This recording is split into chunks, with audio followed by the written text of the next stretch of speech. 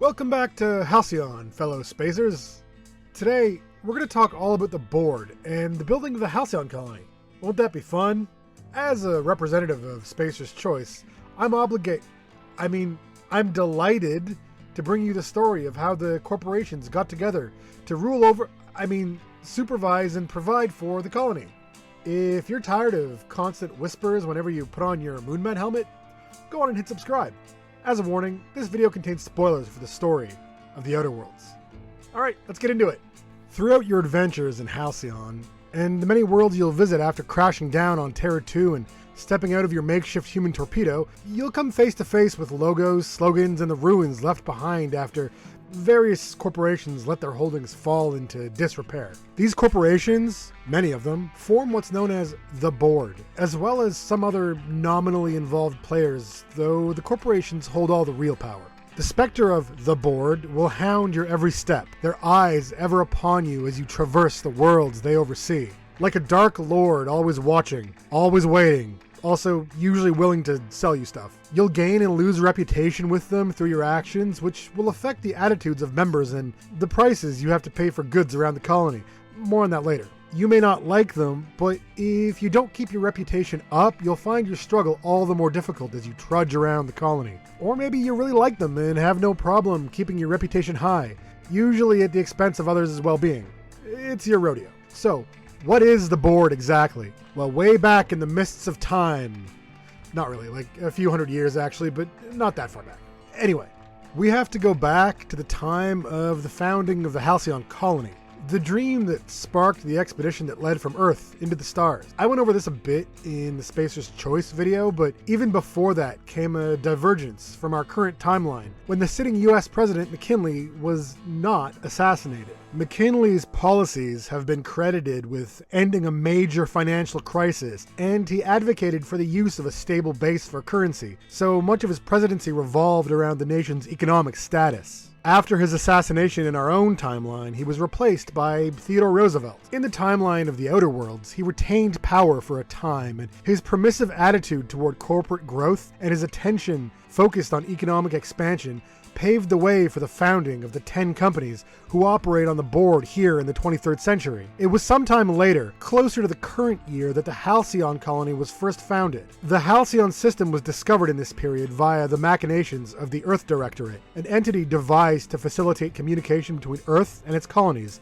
and to find new colonies. Seeing an opportunity for power and profit, 10 corporations came together to form the Halcyon Holdings Corporation, the HHC, to purchase the rights to the star system from the Earth Directorate. The HHC sent 2 ships to colonize the system. One of these was the Groundbreaker, while the other was called the Hope. The Groundbreaker arrived, and the Hope, didn't. Thought lost. Likely insurance paid the loss, so no biggie as far as the HHC was concerned. Of course, the truth about the Hope is much more twisty, weird, and mired in controversy, but that's another story. Colonization wasn't going to be easy, however, and the Halcyon system was full of challenges to overcome. Early efforts focused on Terra 1, a planet we now know as Monarch. Filled with dangerous monsters, the planet was quickly abandoned by the colonizers, though several pockets of civilization stayed behind and remain today. It would turn out some of these monsters were created as a result of terraforming efforts, but again, that's another story. Terra 2 was the next target and was a little more successful. Settlements like Edgewater were created after terraforming efforts went a little better. From there, the colony grew, and the corporations raked in record profits, having absolute power in the system that they owned. Systems of indentured labor meant that there would always be colonists toiling away for their corporate masters, living in company towns and surviving on products provided by the various companies and their holdings. This dependent relationship, combined with the insatiable greed and forceful enforcement of the economic and social order, created a society so heavily stratified that those with wealth could weather disaster at the expense of those without. Of course,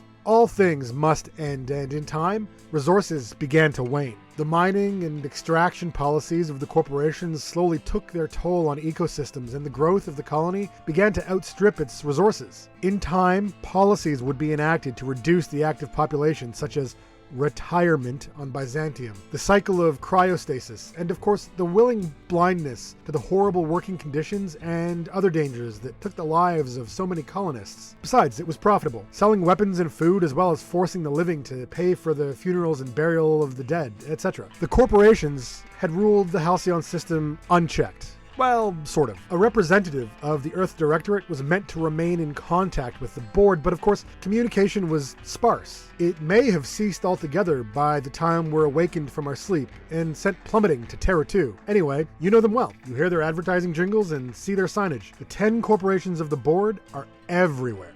At the time when we find ourselves in a position to explore Halcyon, the board is governed by the CEOs of the 10 corporations who founded the HHC. The chairman of the board at this time is Charles Rockwell, CEO of Universal Defense Logistics, UDL, and its subsidiary companies. Arrangements and bureaucracy between the companies has led to mergers and acquisitions between several, meaning that these 10 companies are not all independent, though each still protects their own interests, even if they are subordinate to a parent company. In fact, we may not even know the original founding members of the board, but there are 10 sitting companies, with possibly one exception. UDL is a company known for producing armor, ships, and power systems, being behind the construction of both the Groundbreaker and the Hope. They produce a wide range of gear for those needing to face the dangers of the Halcyon system head-on. Their logo can be found stamped into riot control helmets, troop armor, and spaceship parts. If you run into a guard or a security officer, chances are they'll be wearing armor produced by UDL.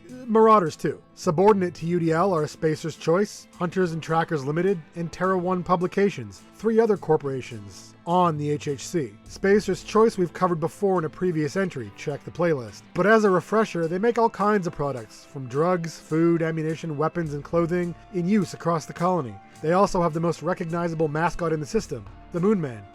See the intro. Hunters and Trackers Limited specialize in equipping and running hunting expeditions across the colony, mostly on Monarch, where the most dangerous prey resides. They may not in fact be a founding member of the HHC, having possibly been created as a subsidiary of UDL or acquired later. Terra 1 Publications is located on the now abandoned and dangerously infested facility of the same name on Monarch. It was once responsible for creating a number of popular publications, though the facility is in ruins. It is possible that Terra 1 may be the remains of one of the founding corporations, though this is unclear. Another company whose name you're unlikely to see on labels or signs is Colway Pharmaceuticals, a company that produces many of the medicines and drugs available in Halcyon. You will have heard, though, of one of its subsidiary companies, Anti-Cleos. Known for their range of products as well as for their lack of experimental ethics, they have sizable holdings in Roseway on Monarch. Rizzo's is another member of the board, known for producing a number of food and drinks, most notably the Spectrum line of vodkas advertised by celebrities such as Halcyon Helen. The catchiest jingle in the colony can be heard blaring from drones in almost every inhabited corner, as can the blast of accompanying gunfire if they don't stop. Rizzo's operates primarily out of their bottling plant on the Eridanos facility, where all kinds of mysteries and adventures await. You'll want a strong stomach though, especially if you enjoy their drinks. Speaking of a strong stomach, C&P makes many of the delicious pork and pork-like products you've heard of. Most of their products are made from cystipig meat, which is technically a humane way to eat meat, though of course the animals are still kept in terrible conditions because why not? Plus, it's more profitable that way. The Hephaestus Mining Company is responsible for much of the mineral and resource extraction in Halcyon. They're headquartered on Hephaestus, though they have holdings all over the colony. Notably, they run the mining operations on Scylla, as well as some facilities on Terra 1. And lastly, we have Monarch Stellar Industries, MSI. Once loyal to the board, they have now split off and become, well, independent. Founded on Terra 1 when the other corporations pulled out, they acquired the moon through a legal loophole and renamed it after their own company. This move was not to the enjoyment of the rest of the board, leading to trade embargoes and poor relations. There may be more secrets and players revealed in the future, though at the time of writing, this is the makeup of the Halcyon Holdings Corporation as it concerns our adventures in the colony.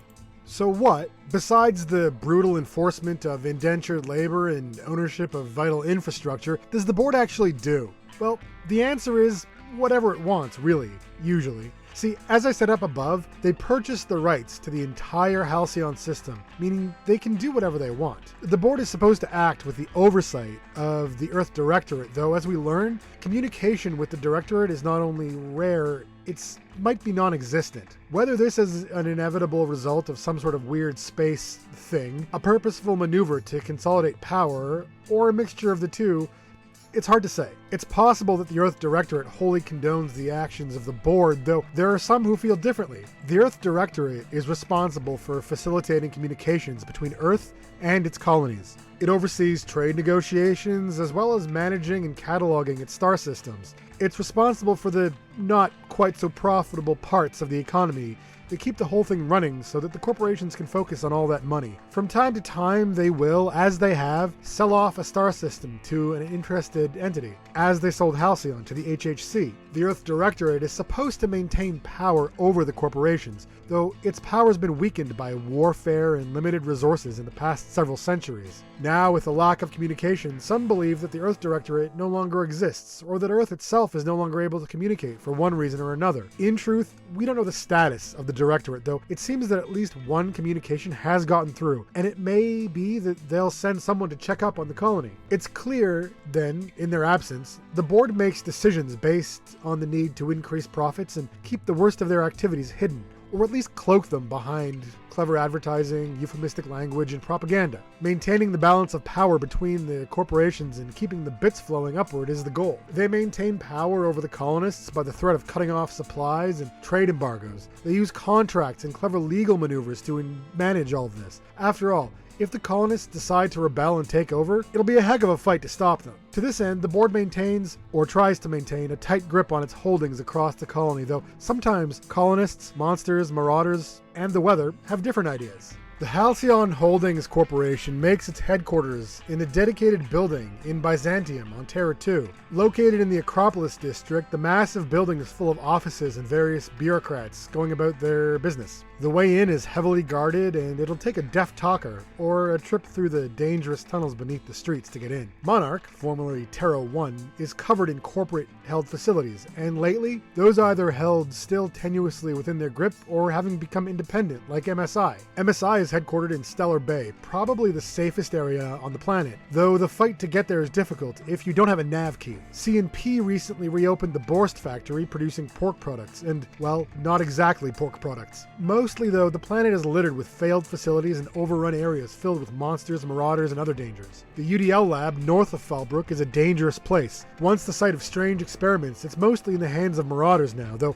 maybe some scientists are still there, if you go looking. As experimental facilities go, it's probably the least horrific, though a few light terrors can still be found within. Cascadia was a town founded and run by the Rizzo's Corporation. Once the companies pulled out, it was overrun by marauders and monsters. These are examples of company towns. Company towns are the primary means of keeping the working population of the colony in check. This had been tried on Earth in the past to disastrous consequences. Disastrous for workers, profitable for the companies, until the workers fought for their rights. Due to the conditions of the Halcyon colony and the control of the board, they've been somewhat more successful. No less terrible for those forced to live and work within, but they've lasted a bit longer, which means more wealth flows upward, a situation of which the members of the board are quite fond. Workers work for the various companies that own the town, pocket their meager wages, and are then forced to pay for habitation, medicine, food, and everything else provided by the same corporation at the highest possible prices. In this way, the wages flow back into the company and often leave the workers in debt or indentured. Stiff legal contracts prevent them from leaving or finding work elsewhere. Even if they could, the board runs those places too. Most of the colony is run this way, and there are company towns and settlements all over, from the mining facilities of Scylla to the salt tuna producing town of Edgewater. Despite all the trouble they're responsible for, you can like the board or you can hate them, but still you'll want to make sure that they either like you or at least take no notice of you. One of these is difficult and the other is impossible. So you're best to settle for a good reputation, unless you enjoy doing unsavory things to lots of people in the name of profit, in which case you'll be rewarded handsomely. The board grants reputation in all kinds of ways, from siding with their agents in disputes, helping them to solve problems, working with their subsidiary companies, and running errands that benefit them in some way. You can negatively affect their opinion of you by failing to complete tasks, harming or killing their agents, destroying company property, or any number of ways that take money out of their pockets. If your reputation with the board gets too low, you'll be paying higher prices for the gear and resources you'll need to survive. And if it's even lower than that, you'll be attacked on sight by their agents. You may want to at least maintain a neutral standing to get you out of a few tough situations where bullets and blades would make a mess. If you take a trip to Byzantium, you can find the Bureau of Exploration, which will take you on a tour of planets and sites throughout the colony to find specially placed recordings. Make sure to bring lots of medicine and bullets, though these are not in areas that are easy to reach. If you find them all, you can gain reputation with the board as well as a really cool looking hat. Otherwise, you can always do as they ask and turn in the fugitive Phineas Wells, though chances are that will have disastrous consequences for the colony moving forward, but you'll likely get lots of money. So if you can't keep your nose clean, at least keep it hidden, and you should be alright. The board, and the colony, has recently fallen on even more difficult times. Resource shortages and setbacks caused by the terrors of hostile alien worlds have somewhat lessened their power of late. They've responded to this by tightening their grip, enforcing order while they can, and covering the whole thing in a thick layer of propaganda and advertising. It's harder to be mad when all you can think about is your favorite soft drink, cool and refreshing, waiting for you after your shift in the death factory that smells of fish. Mind you, these measures are not sustainable, and one way or another, things will change. A new order is coming to the Halcyon system, whether the board approves or not. It's likely that the colonists from the Hope will be waking up soon, and if the Earth Directorate is still around, they'll likely be popping in to have a look around. They may not take kindly to what the system has become, or they may side with the board. It's hard to say. So that leaves one question. What of the board going forward?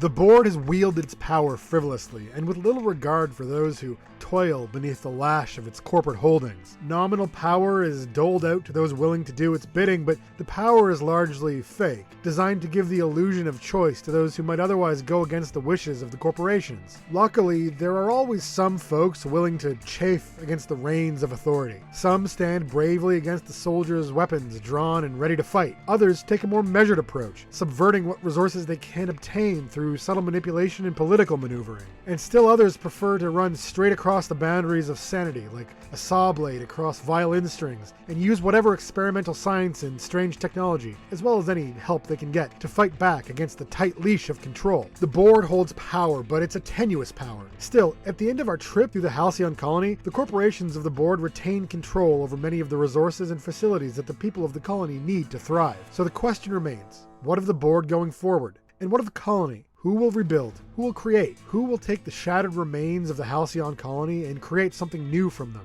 Well, we'll find out soon. In Outer Worlds 2. Well, that's the board for you. A wonderful group of corporate CEOs who never do anything wrong, as far as I'm allowed to say. I want to thank you all for watching. I appreciate everyone who sticks around, especially if you make it to the end. If you like the video, please hit like. And if you're interested in seeing more, please hit subscribe. If you want to discuss the topic or think I missed anything, let me know in the comments down below.